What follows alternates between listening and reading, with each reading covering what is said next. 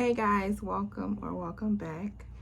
My name is Olivia, and I'll be doing my version of TED Talk. I'll be talking about white kids growing up with privilege and a racially divided America by Margaret Hagerman. I pretty much had my speech written down. Memorization is not my thing, so just bear with me. Hagerman is a white woman.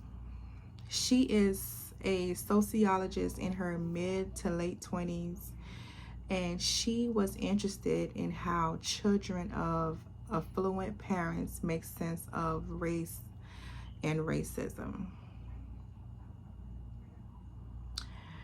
I was interested in picking up this book because my professor mentioned this book in our book of choice assignment. Not to mention, another friend of mine had mentioned this book to me as well and said that they were reading it.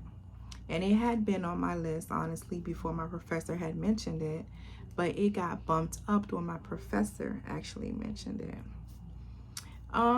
I think it resonates with the idea of raising equity, right?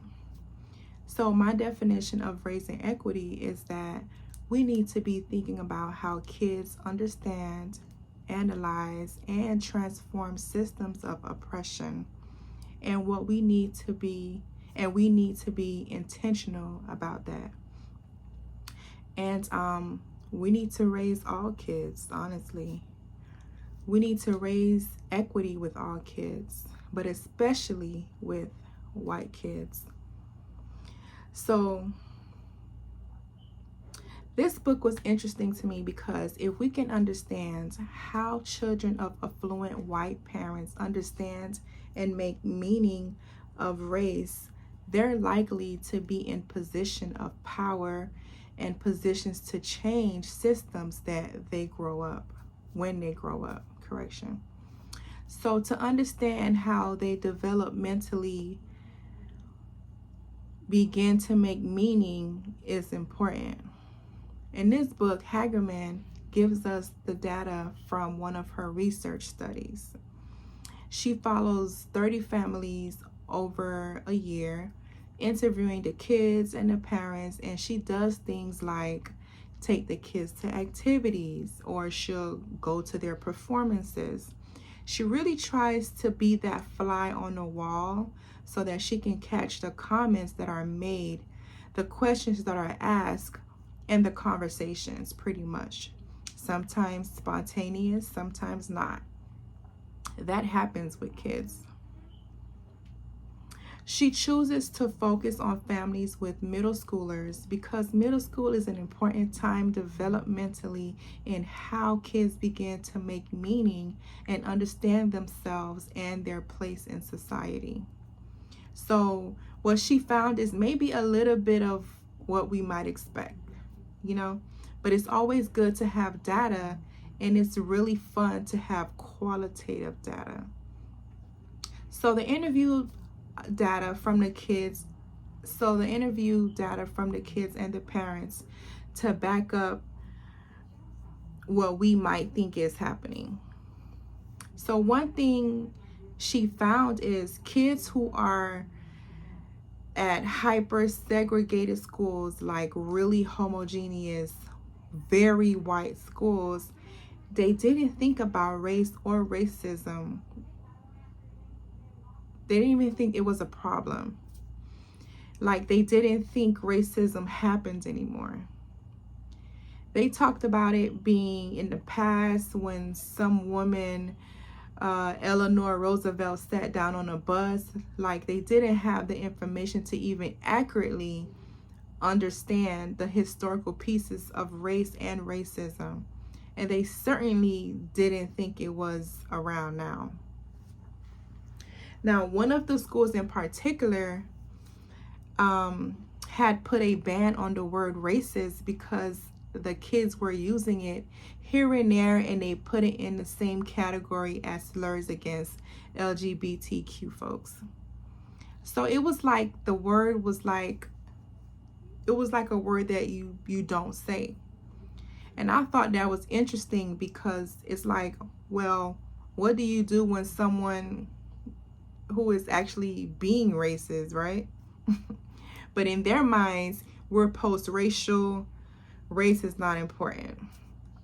And so the only reason that you use that word is to be mean.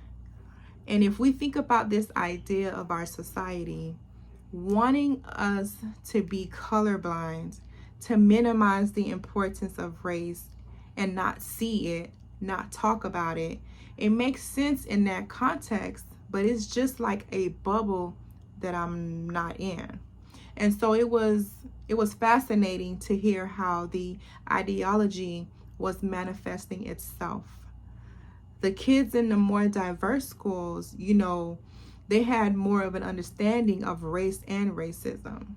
It's not like they didn't have some messed up ideas about it, but they at least knew that it was happening in our society. They had friends.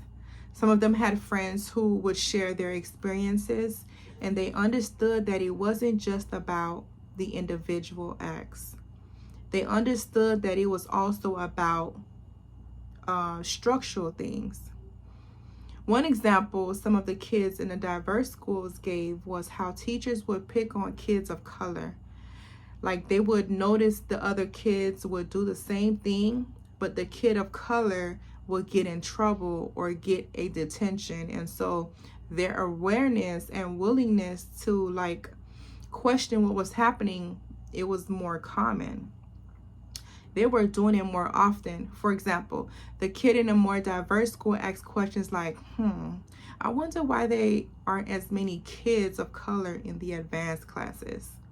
And they were able to put 2 and 2 together and say, well, if teachers are I'm seeing that teachers are targeting them, or if kids feel targeted, maybe they're getting tracked. Maybe they're either feeling like they shouldn't be in those classes, or maybe they're being blocked from being in those classes. And so they were willing to entertain other ideas about why they weren't as many kids of color in the advanced classes as the other classes.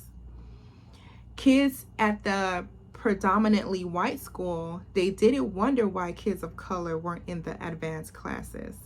They just assumed it was because they couldn't cut it, because they had, they had a very individual mindset, right? They just assumed that they weren't taking school seriously, that their parents hadn't taught them well and hadn't taught them to take school seriously. So that's why they weren't in the advanced classes. That was their assumption. So both groups of kids still led pretty isolated lives because their extracurricular activities were predominantly white, and their parents and their families' social circles was also predominantly white. So what was interesting about this, the study and the book, was it got me thinking how oftentimes, and I've seen this in a previous research that I've done with white parents and integrated schools, that they assume that the work is being done, they've chosen to live in a certain place and send their kid to integrated schools, and it's almost this feeling like, I'm off the hook. The school is going to do the work. But the schools can't compensate for the complexities that come with making sense of race and racism in our society, right? So many of the white kids who went to the integrated schools weren't having contact with Black and brown kids who were disproportionately lower class or of lower wealth. Also, they were getting a very narrow representation of what it means to be a kid of color in the United States. And it's important that families think about what are the messages. How are kids getting exposed to people who are different from them? What does it perpetuate? And those sorts of conversations, the complexity of What do you think about going to this school? How do you make sense of what you see on the media and the friends that you have?